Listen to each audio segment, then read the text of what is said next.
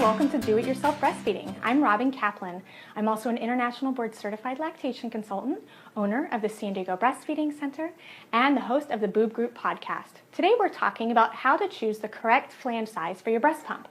Flange size can be hugely important because if you have the incorrect flange size, it could actually be very uncomfortable and also not allow you to pump out nearly as much milk as you are hoping for when you're putting that pump on.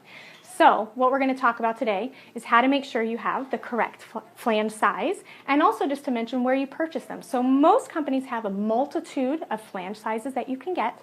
So usually they send a medium when you buy or you're sent the breast pump from your insurance company, for example. And so give it a try and then we'll show you what it's supposed to look like. But if it's not the correct size, you can always call the pump company and ask where you could purchase one that would fit you more comfortably. So let's take a look at what it's supposed to look like.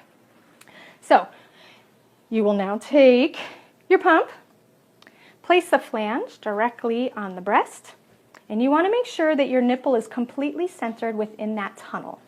If any part of the nipple is rubbed up against the sides of that tunnel, it can be very uncomfortable.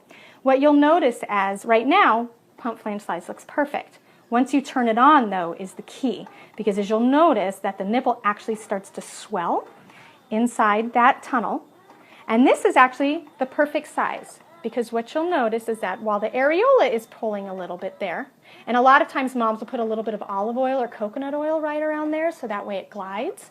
But then when you look at the actual nipple, the nipple is not rubbing against any of that tunnel. And so there shouldn't be any tugging or pulling directly on the nipple, but only a little bit on that areola. And you'll notice that when she turns it on, the milk starts to flow immediately. So that is how you make sure that you have the correct flange size for your breast pump. If you would like to watch more of our YouTube videos, please visit our YouTube channel. You can also check out our websites, San Diego Breastfeeding Center, as well as New Mommy Media, for articles and podcasts. Thanks for watching Do It Yourself Breastfeeding.